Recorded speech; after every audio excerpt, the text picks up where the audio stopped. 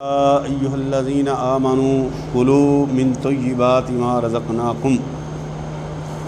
اللہ تبارک تعالیٰ نے ایمان والوں کو حلال کھانے کا حکم دیا ہے۔ نبی علیہ الصلوۃ والسلام فرماتے ہیں کہ جس طرح اللہ تعالیٰ نے اپنے نبیوں کو رسولوں کو حکم دیا ہے کہ اے نبیوں اے رسولو اس میں سے کھاؤ جو ہم نے تمہارے لیے حلال کیا ہے۔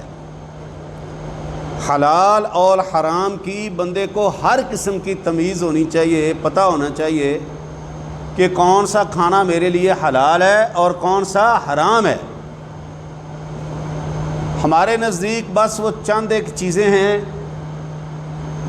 جو ظاہری طور پر ہمیں پتہ ہے کہ یہ حرام ہے، باقی کئی ساری حرام کی قسمیں ایسی ہیں جو ہم کھا رہے ہیں لیکن ہمیں پتہ نہیں۔ چوری کر کے کھایا ہوا جو مال ہے، اٹھایا ہوا مال ہے، وہ بھی حرام ہے۔ بے ایمانی کے ساتھ کاروبار کر کے جو پیسہ کما کے وہ کھاتا ہے وہ بھی حرام ہے۔ سودی کاروبار کرتا ہے، وہ سارے خاندان کو سارے ٹبر کو وہ حرام کھلا رہا ہے، اس کو پتہ نہیں چل رہا، یہ بھی حرام ہے۔ اللہ نے قرآن کے اندر 4 چیزوں کی طرف اشارہ فرمایا ہے۔ اللہ تعالیٰ فرماتے ہیں حرمت علیکم المیتہ، تمہارے اوپر مردار کو حرام کر دیا گیا ہے، اور تمہارے اوپر کسی جانور کے جسم سے بہنے والا خون جب تم اس کو ذبح کرتے ہو وہ خون تم پر حرام ہے، اور خنزیر کا گوشت حرام ہے۔ وما اہل بہ لغیر اللہ، اور جو غیر اللہ کے نام پر کوئی چیز ہے وہ بھی حرام ہے۔ اور خاص طور پہ میرے عزیز بھائیو، آج آپ اگر سعودی عرب کے اندر دیکھیں نا تو پورے سعودی عرب کے اندر آپ کو کہیں پر بھی کسی بھی مہینے کی خاص تاریخ میں کوئی سبیل کوئی چیز آپ کو نظر نہیں آئے گی۔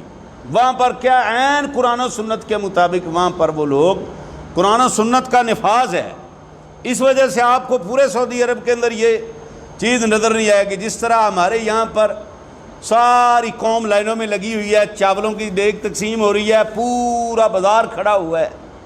واللہ ابھی گزر رہے تھے، مشکل ہو رہی تھی، گزرنے کا راستہ نہیں تھا، کیا ہے جی 2 دیگیں تقسیم ہو رہی ہیں۔ ایک تو یاد رکھیں بھائی، اس طرح پوری قوم کو ہم نے منگتا بنا دیا ہے۔ اور پھر یاد رکھیں نبی کریم صلی اللہ علیہ وآلہ وسلم کے پاس ایک صحابی آیا، اس نے کہا اللہ کے نبی صلی اللہ علیہ وسلم میں بوانہ مقام پر میں کوئی جانور ذبح کرنا چاہتا ہوں۔ آپ صلی اللہ علیہ وسلم نے فرمایا جاؤ پہلے جا کر وہاں پتہ کرو کہ وہاں پر کوئی جہالت کے دور میں کوئی میلہ ٹھیلا تو نہیں لگتا تھا، کوئی عید تو نہیں مناتے تھے جاہلیت کے دور میں۔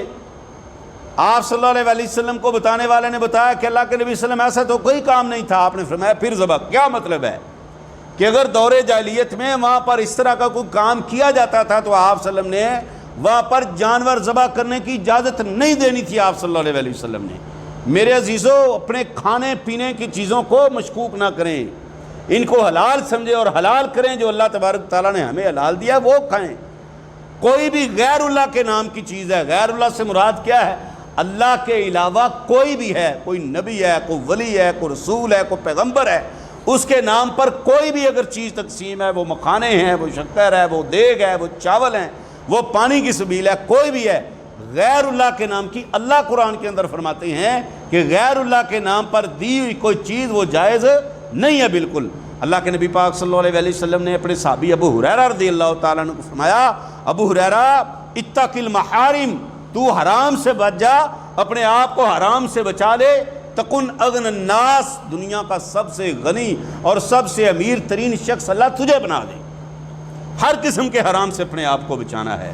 یہاں تمیز ختم ہے۔ بڑی معذرت کے ساتھ ہم تحقیق نہیں کرتے، ہم اس کی ریسرچ نہیں کرتے، ہم اس کا پتہ نہیں لگاتے، بس ہمارے پاس کھانے کی کوئی چیز آنی چاہیے، وہ جس کے نام پر بھی ہے، وہ جیسے تیسے بھی ہے، ہم چپ کر کے اس کو ہڑپ کر لیتے ہیں۔ میرے عزیزو مختصر ترین اللہ کی قسم یہ زندگی ہے، اور اس زندگی کے بعد ایک اصل ہمارا زمانہ شروع ہونے والا ہے، اصل زندگی شروع ہونے والی جو آخرت کی زندگی ہے۔ اس کے بدلے میں اس تھوڑی سی مختصر سی زندگی کو اپنے لیے اللہ رب العالمین سے دعا کر کے اللہ تبارک تعالیٰ کے لیے اللہ کے دین کو سمجھ کے حلال حرام یہ کوئی چھوٹی سی بات نہیں ہے۔ اللہ کے نبی پاک صلی اللہ علیہ وسلم نے فرمایا ایک شخص لمبا سفر کر کے جاتا ہے، بیت اللہ کا حج کرنے جاتا ہے، ہاں بڑا تھکا ہارا ہے، اس کا سر مٹی سے اٹا ہوا ہے، اس کے کپڑے گندے ہیں، پراگندہ اس کے بال ہیں، ہاں پاؤں پہ مٹی ہے، پاؤں پہ سوزش ہے، لمبے ہاتھ کر کے کہتا ہے یا رب یا رب۔ نبی پاک صلی اللہ علیہ وسلم نے فرمایا اس بندے کا کھانا حرام کا، اس کا پینا حرام کا، اس کی غذا حرام کی، اس کی ساری پرورش حرام پہ۔ اللہ کے نبی صلی اللہ علیہ وسلم نے فرمایا اس نے جتنا بھی لمبا سفر کیا ہے، اس نے جیسے بھی کیا ہے، اللہ تبارک و تعالیٰ اس کی دعا کو رد کر دیتا ہے، اللہ اس کی دعا کو قبول نہیں کرتا۔ کیوں؟ اس کا کھانا پینا سارا حرام کا تھا۔ میرے عزیزو، آئیے اب ہم نے یہ فیصلہ کرنا ہے، بس آج اتنا ہی سبق یاد رکھیں، کوئی بھی چیز کھانے والی آپ کے پاس آتی ہے اس کی تحقیق کر لیں کہ یہ کس کے نام پہ تقسیم ہوئی ہے۔ آج کل خاص طور پہ یہ جو دن شروع ہو رہے ہیں، ان دنوں میں بڑی تحقیق کی ضرورت ہوگی۔ خدا را اپنے آپ کو ان چیزوں سے محفوظ رکھیں، تحقیق کریں، ریسرچ کریں، علماء سے سوال کریں، پوچھیں صحیح دین کون سا ہے۔ اللہ کی قسم صحیح دین اللہ کے قرآن والا اور رسول اللہ صلی اللہ علیہ وسلم کے فرمان والا ہے۔ اللہ تعالی ہم سب کو عمل کی توفیق عطا فرمائے۔